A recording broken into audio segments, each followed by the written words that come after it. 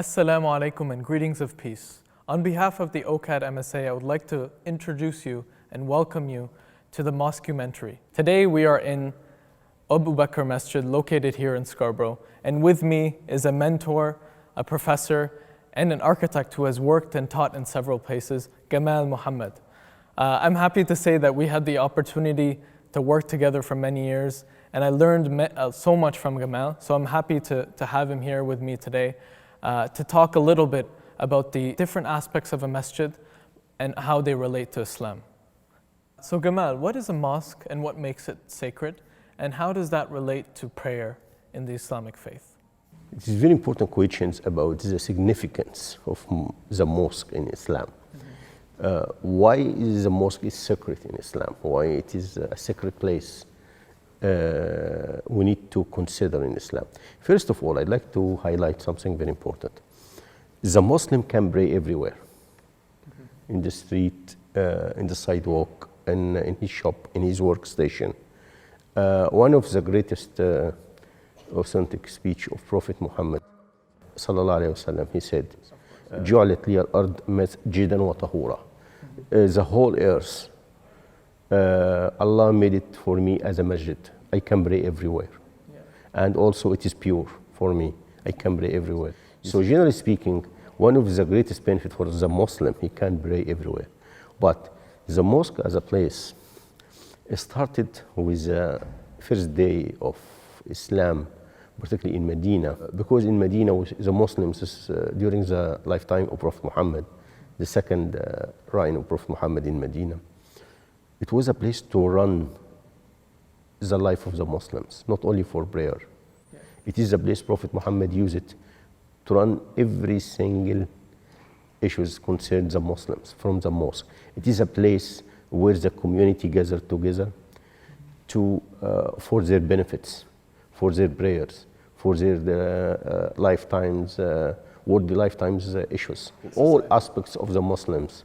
So the Prophet ﷺ used the mosque as a place to run the whole state, if you like to call it, at the time. This new state started at the time. It was run from this sacred place. That's why the significance came from. And his four Orthodox Khalifa, the four Khalifas after him, used the same manner as well. They start to use the mosque as a center to run the whole state from it. Inside this center, the prayer room is the focus of the focal of the whole city. That's why significance came. Over time, when the state enlarged and became large and large, and run the state became an issue, and start to meet different people, large crowd of people gathered together, start to have complexes, and the masjid part of it. Start to attach several spaces to the mosque, start to grow step by step, start to be kind of complexes until we come to the Umayyad state and then Abbasid state. Then the mosque became attached all the time to the crown hall or coronation room, if you like to call it. That's why the mosque became significant in Islam. It started like that. What is the importance of having a mosque in this specific community? The importance to have a mosque like Abu Bakr Mosque, and in these specific locations, this actually, we can split the answer here into two parts. Generally speaking, for any community to have a mosque, they feel unity around this mosque. The mosque is the symbol of unity of this community. They try to gather together in this sacred place. It's kind of a place attachment, or it is a place that gives them their identity. For Muslims, the mosque is more important than the Muslims' homes. To have a center for our community to gather together for the adult and for the kids, for children as well, very important, particularly for like our country here, Canada. Is a country who are multicultural, and people like to connect more to their religion, to have their roots in this country, to teach their kids the roots of their religions. Because if they didn't love their religion, they will not love their countries. This is very important. Yeah. This is very important. If I raised my kids not to put aside their religion and just to think about something else, don't think they will love their country or they will be patriot to their countries. You have to start to grow the seeds and the roots from the religion. Then the religion will feed loyalty to the country and everything else. That's why to have a mosque, a center to grow these things. Where do Muslims pray towards and why? The direction of the mosque and the orientation, at least for the main prayer halls, is very restricted in Islam. Because this is from Quran. سيقول السفهاء من الناس ما ولاهم عن قبلتهم التي كانوا عليها. قل لله. And in directly afterwards فولي وجهك شطر المسجد الحرام وحيث ما كنتم فولوا وجوهكم شطرة. Means wherever you are, Muhammad and your companions, direct yourself to the Qibla of Mecca. Because before immigration to Medina, Prophet sallallahu alaihi wasallam, Allah ordered him to pray toward Aqsa Mosque in Palestine. And as you know, Prophet Muhammad was a Meccan person, living Mecca. His heart always tied to Kaaba. He loved Kaaba so much. The house built by Prophet Abraham, his grandfather. Yeah. And he used to put, because Mecca in the south of Aqsa Mosque, so he used to put the Kaaba between him and the Aqsa Mosque in his prayer. So he started to take them in one line. Yeah. So he achieved his wishings, in addition, following the order from Allah.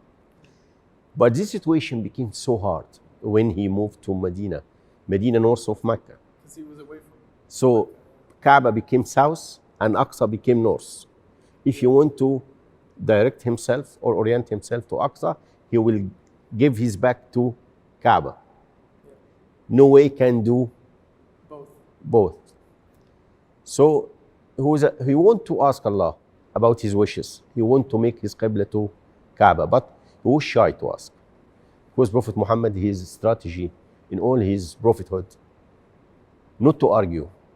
He was so obedient to Allah. Even so, the order will be against him, or it feels so. No order against him, but it feels so. It will entail hardships against him, but he was to follow the order regardless. Maybe his heart going to something else, but he never speaks about it. That's why he used to kind of shy to ask and looking to the sky. That's why the verse, قَدْ نَرَى تَقَلُّبَ وَجْهِكَ فِي السَّمَاءِ. We know exactly what you are looking for. So Allah answered them, okay, I know exactly what you need. Direct yourself now to the south, from Medina to Mecca. Take this your Qibla, not to the Aqsa Mosque like the previous nations. Then you need to orient the main prayer halls to the Qibla according to the angles, regardless the module of the rest of the complex. If it is a complex, you can establish the complex normally, but when you come to the prayer rooms, you have to orient it. That's why we have different modules in most of the Islamic centers based on these requirements. That's why the Qibla is very important towards the Kaaba. Why don't people wear shoes in the mosque? Because many people have this question that, as you see both of us, where we don't have shoes on, where we have socks on, we've taken off our shoes. Why don't people wear shoes in a mosque? And what's the etiquette of utilizing a mosque and entering this space? The etiquette of going inside the mosque or the masjid to take off your shoes is very important, because you are going to meet Allah, to stay and stand at the front of Him. Really, it looks spiritual, but physically as well. Your face will be at the front of His face. And you have to purify two things, something very spiritual and physical as well. You have to purify your soul. You have to empty your mind from any worldly life things. You are coming to your Lord, staying at the front of Him, directly, no priesthood, no medium between you and Allah. So direct. So you have to purify your soul first. Second, you have to purify your body physically. Nothing should take down these purifications. One of these things, your shoes. Your shoes, you are walking everywhere, and maybe, and this mostly dirty things attached to your shoes. Physically, it is not allowed to bring this dirty debris to the prayer hall. In addition, when you start to put your face on the ground to make sujood, this place must be very clean as well.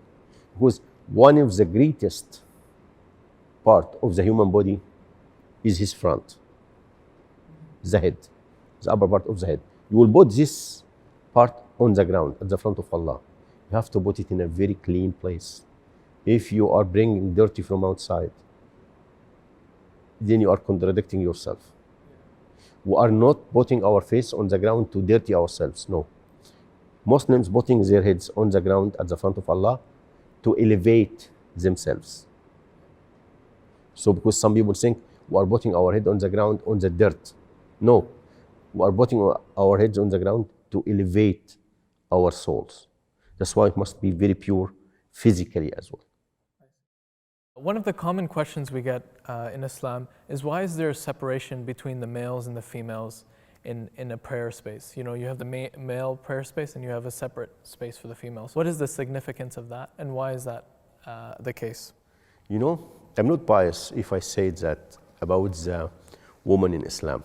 There's no any other religion show respect to the woman as a woman. So the woman needs some privacy to be protected from any stairs or looking or something intrude her privacy, to be fully focused. Also, the woman not to look at men as well, something very important. So it is kind of privacy and to respect the barriers between each others. But if we looked at each others while we are praying, by all means will not be prayer. All of us need to stay at the front of Allah. Yeah, we need to be focused. We need to be focused because we are doing sujood and ruku'ah. We need to make dua. So it is not for anybody to look at her in this spiritual mood while she is doing prayer. One of the important questions, as you mentioned in your interview about wudu, which is evolution, what is the purpose of evolution and what is its importance? And how does it connect to prayer in the Islamic faith? Ablutions, one of the important hadith of Prophet Muhammad sallallahu alaihi wasallam. You are purifying yourself every day 5 times, physically, and as I mentioned, spiritually as well.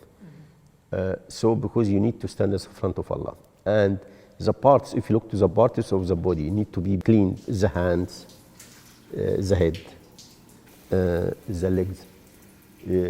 I'm talking about the major parts, because these extra parts you need to be cleaned as well. This process, simply like that, prevent endless diseases to come to the body. So it's very important in Islam to clean yourself before standing face to face with Allah.